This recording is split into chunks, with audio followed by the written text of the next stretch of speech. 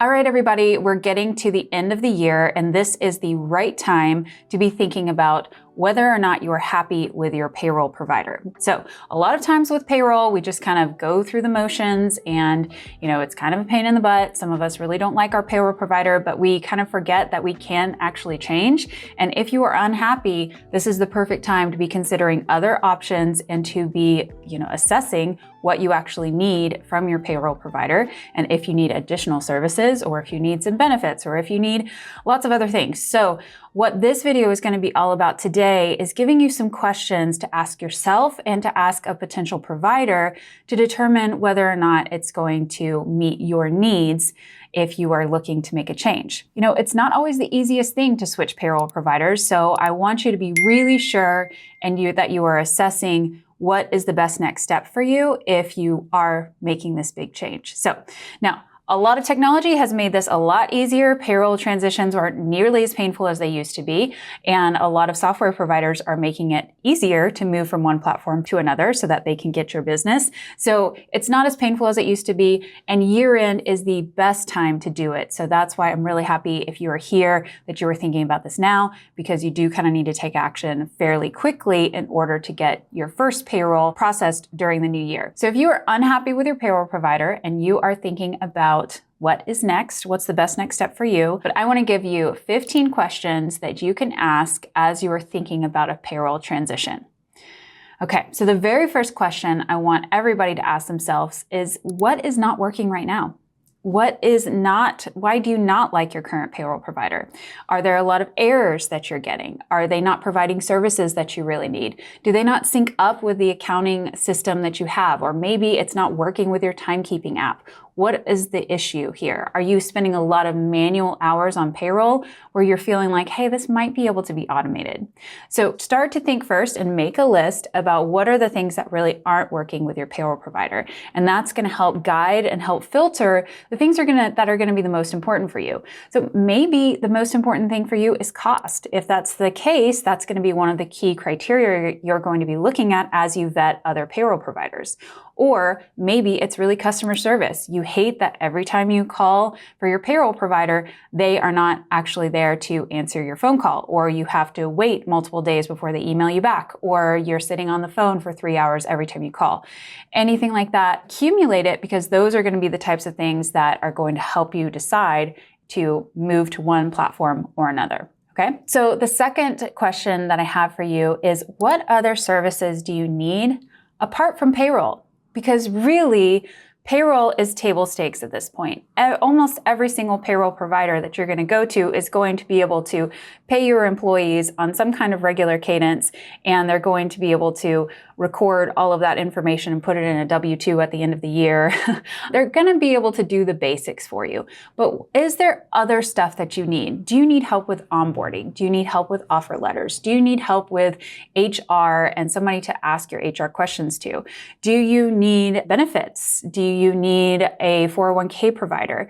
Do you need timekeeping? All of our technology platforms and our HR and payroll platforms are starting to offer more and more things. So you're going to find that you can start to maybe use your payroll provider for maybe more than you might have, 5 or 10 years ago. So really think through, is there anything else you'd really like to see? Like, for example, this is something that comes up a lot. Maybe you hire an employee in a new state. Can this payroll provider help you register in that new state so that you don't have to go and figure out how to do that on your own? Maybe they have instructions, but maybe they actually can do it for you, probably for an added fee, but it's good to ask the question. So think about any pain points that you've had, and if this payroll provider might be able to solve those for you. One thing that can be very important and very painful if you don't know exactly what this potential provider will do for you is about the taxes and which taxes they will report and pay. So the third question you need to ask a potential payroll provider is, what taxes will they report and pay? Now, think about it as which states you are active in, and then also federal, because I have been on platforms before where the platform would report and pay certain states' taxes, but then they wouldn't report and pay other state taxes. And that can be a nightmare if you think that your payroll provider is actually taking care of everything, but in fact they aren't. So then you start getting late notices, and then you start having penalties, and then it can be really, really, really messy to clean up. So make sure you understand from the get-go what is the payroll company's responsibility to report and pay versus what your responsibility is to report and pay. And when I say report and pay, obviously the payroll provider isn't going to pay your taxes with their money. They're going to withhold it from your payroll to pay the taxes to the right reporting agency, just to make sure that that's clear. But that can be a really, really, really scary thing for people, especially if you operate in multiple states. So make sure you have that conversation so it's really clear which states, if you have any responsibility, and if you do have any responsibility, make sure you're okay with that, because if not, you might need to move on to a different provider. Another question to ask is, what size of an organization is this platform really built for? There are certain payroll platforms that are really meant for very specific sizes of businesses. So for example, I know of one company that they say it's between 2 and 50 employees. If you have more than 50 employees, you're going to be on a different product and a different platform. And there are some platforms that really are meant for small teams. They're not really meant to grow and scale. And then there's other platforms that are meant for small teams. They can work for small teams, but they also have the ability to grow and scale. So really think about the size of your team and talk to or look at the websites for these different software providers, and even talk to their salespeople and say, like, really, who is their target audience? Like, what type of teams are they really best suited for? And, you have to like work through some of the sales representatives. They're going to say, oh, we're for everybody, blah, blah, blah, blah. But you'll be able to figure out if they are just saying that or if it's specifically built for a certain size. Now, some platforms won't say anything about certain sizes. So just keep your eyes open for that and make sure that you're clear about, are you signing up for something that might be way overkill for your organization, or are you signing up for something that's really meant for a smaller team when you really need access to bigger resources? Next question to ask is, how easy is it to use? Now, this is going to be really hard to tell until you actually get into the platform. So that's why we do things like software demos on this channel. And you can actually find software demos of almost every single platform on YouTube, on the software provider's site as well. So really go and spend some time to look to see, like, do I even like the way that this user interface looks like? Does this make sense? Does it feel intuitive? Check it out and say, can I see myself using this? And there's always going to be a little bit of pain switching from one platform to the next, but really, think about, like, is this something that makes sense? Does it seem intuitive? Can you navigate it fairly easily, and see if that makes sense? You can also schedule demos with a lot of these software companies. So the next question is, what is the reporting like? So I have seen atrocious reporting modules. I've worked with a lot of different businesses, and sometimes when I go to pull a report and I feel like I need to have a master's in data analytics just to run a freaking report, it drives me absolutely nuts. So if you've ever been there and that's one of the things that's really frustrating to you, I would recommend looking into another platform for one, but I really truly think that it is not that hard to make very easy reports. And there are some companies that do it really well, and there are some that really don't. So that is one thing that if you are booking a demo with somebody to say, hey, let's look at the reporting. I'd like to know how to run a basic payroll journal. I'd like to know how to run a basic payroll register. I'd like to be able to run a report to see how much payroll have I paid this year to date.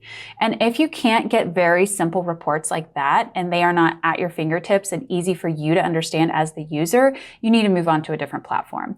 I'm a fairly intelligent person, and I have sat there and thought, gosh, I need to get an expert inside the company to be able to help me run a report from some of these systems. And, they're using jargon and they're using all sorts of things that you don't even know the parameters to put in order to run a customized report. Now, it shouldn't be like that. We are in an age of data, and all this data should be at our fingertips, and this is what you're paying for. So make sure that you can run just straightforward reports directly from the system. One of the number one complaints about payroll providers is typically their customer service. So I want you to ask, how is their customer service? So this is going to be a little bit hard to ask the business directly about because, of course, they're going to say, we have great customer service. It's all wonderful, blah, blah, blah, blah, blah. That's what they're always going to say, right? That's what they need to do to convince you it's going to be better with the current provider than your previous one.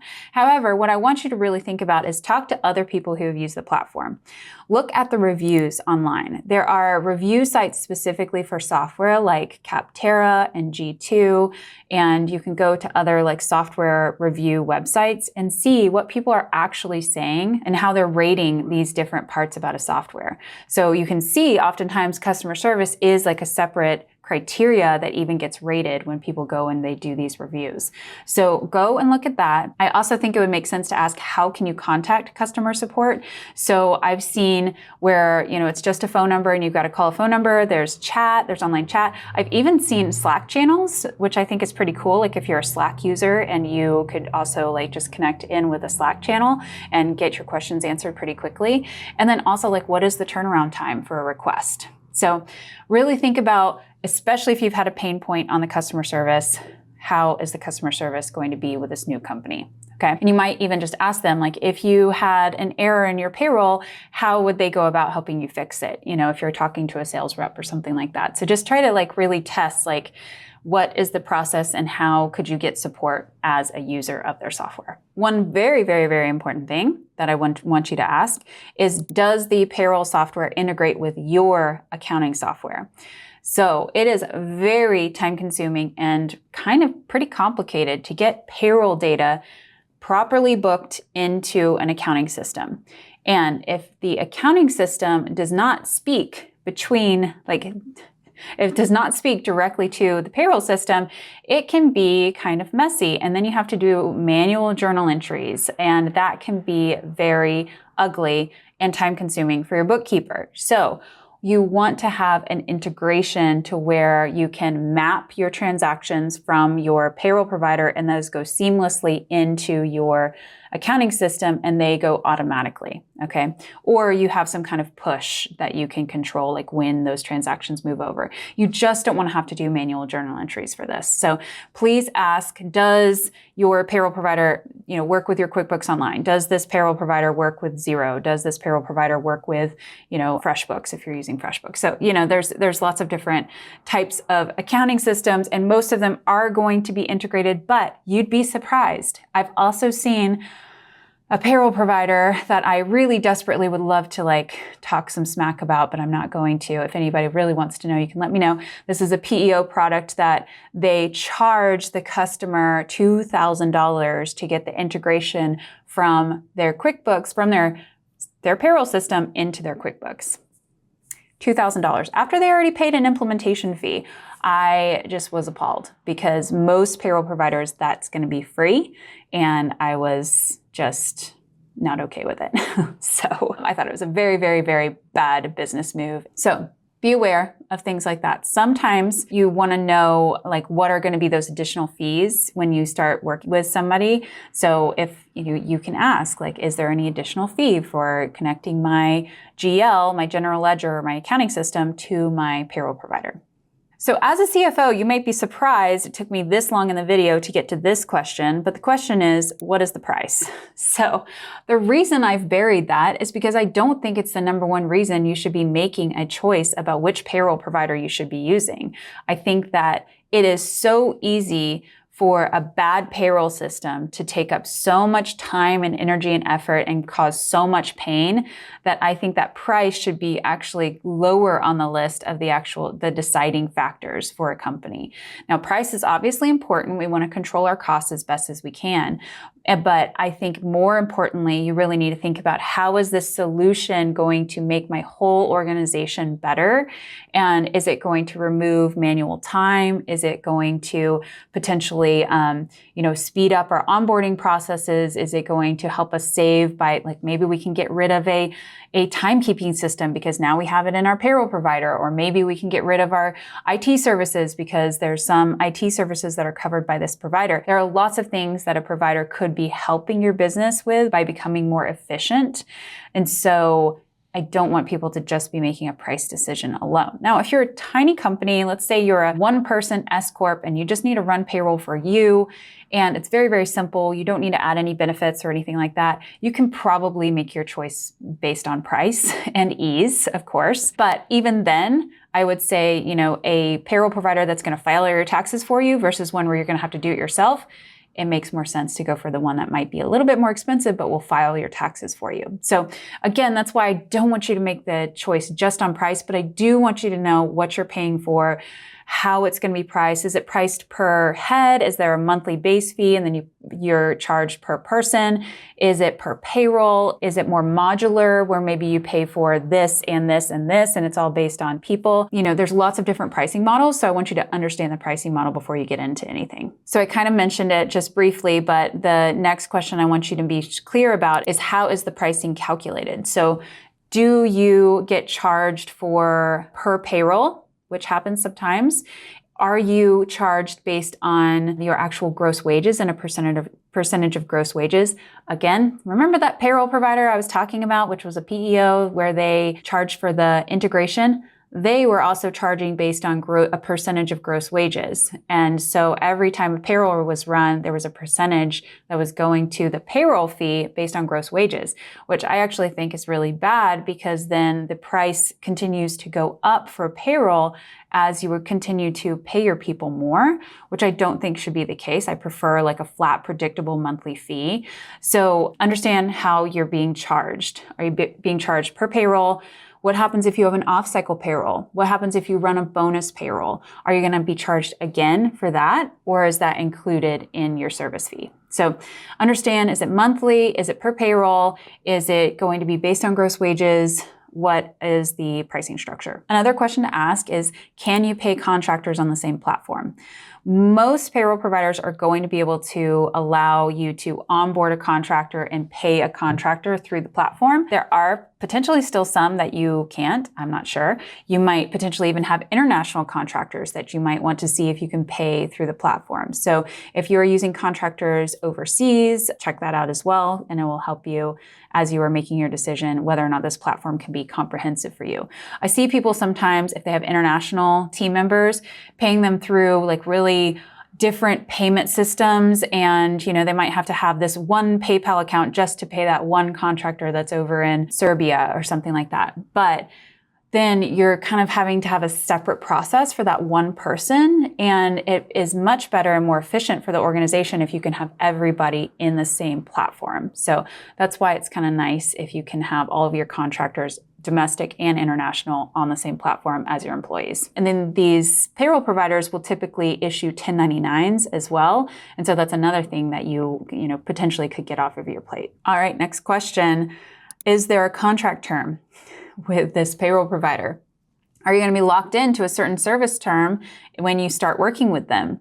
Now, I like the software as a service model where you work with them until it doesn't make sense anymore, and then you can move on without any kind of penalties. There are still providers that might lock you into a service term. So be sure that you understand that before you sign any contracts, and then just determine whether or not that's going to be okay for you. Now, you might be like, hey, I've chosen this for a year. I feel fine being locked in for a year. That's fine. That's a choice that you need to make. So make sure you understand, am I locked in when I move over, or is it more like just as a service and I can leave at will? Another question I want you to ask is, what does the transition process look like? If you are going to be transitioning from your old provider to a new one, what does that look like? How long does it take? Does the company actually provide resources for, do they have people to help you transition? Is there actually any integration or maybe a data download that you can pull into your new provider? What does it look like? What's going to be required from you? Is it going to be a big, heavy lift for you to download everything and then give it to them? Or do you actually have to, upload all of that information or type it all in yourself? It is very helpful to understand what is that new provider going to do for you to help make the transition very easy. So make sure you ask that in the onboarding so that you understand, and also understand their timeline. So if you do this in November, will you be able to make a January 1 deadline? Or if you do it in November, are you going to have to wait till February 1 to be able to move over to the new provider. So understand what their workload is like and whether or not they will be able to help you transition in time. Another question that I want you to ask is, how do they work with employee benefits? So it's important to understand if they can directly integrate with any of the benefits that you already have that are existing, or if they can offer you their own integrated benefit system. So if they have a system that they like to use for 401k providers, for example, do you have to switch to that 401k, or can you use your existing one that you had with your old platform? Typically things like that, they will try to accommodate what you already have. And again, is that going to create any manual processes for you, or will it all be automated on their side? So really understand the integration between their benefits based on the benefit stack you have, and then what the new provider will be able to do. Will it be seamless, or will you need to be doing some extra steps in order for them to be able to support the benefits that you have? Also try to understand if they have providers that they like to work with, like their preferred providers, and if it makes sense for you potentially to move. Again, that's its own decision-making process, but those are some things that you can think about. And if they have really great relationships potentially with a 401k provider, or maybe a flexible spending arrangement type provider, then it might make more cost-efficient sense for you to potentially transition over to one of those plans. But again, that's something you need to look at to see if that makes sense for you. But it is nice to know who they have existing relationships with, and can they work with your existing relationships with your benefits. And one of the last things I want to mention here is, will your employees have access to their own information? Do they have some kind of self-serve portal for employees that they can log in and they can pull a recent pay stub? Let's say that they're going to get a mortgage, or they need to go and apply for rent or something, or get a car loan. They're going to need access to their financial information through their employer. And you don't want to have that come through your finance person or your administrative staff, who has to go and then pull those reports and get it over to your employee. You want them to have the ability to have self-serve and have access to their own information, where they can go and they can update their direct deposit accounts, or they can pull a pay stub, or they can, potentially see, what their current address is on their paycheck. Maybe they've moved and they need to update that. So, there's just so many administrative things that can happen. It makes sense to have the employees have direct access to their own information, and that doesn't have to be gatekept by some kind of administrator. Okay, well, that is 15 questions to ask as you are looking to potentially transition from a payroll provider that you are not so happy with to a new one. And you want to make sure that wherever you're landing with a new provider is going to be, you're going to start off on the right foot. And so that helps with having as much information as you possibly can. Hopefully these questions have been helpful to you. And remember, January 1 is the best time to make that transition, but that doesn't mean that you can't transition in other times of the year. So if you can't do it at year end, then potentially at a quarter end is the next best time to do it. And if you really, really, really need to change in a different time, you can always change, throughout the year. It's great to have a good cutoff period of this full payroll was on this provider, this next full payroll is on this provider. So it's cleaner when you can do it on year end. It's the next cleanest if you do it on a quarter end, and then it can get a little messy, but you want to understand what the provider would do for you if you do one of those mid-quarter transitions. So hopefully that's helpful. If you have any questions, please put them in the comment section below. And again, thanks for being here. Talk to you guys soon. Bye.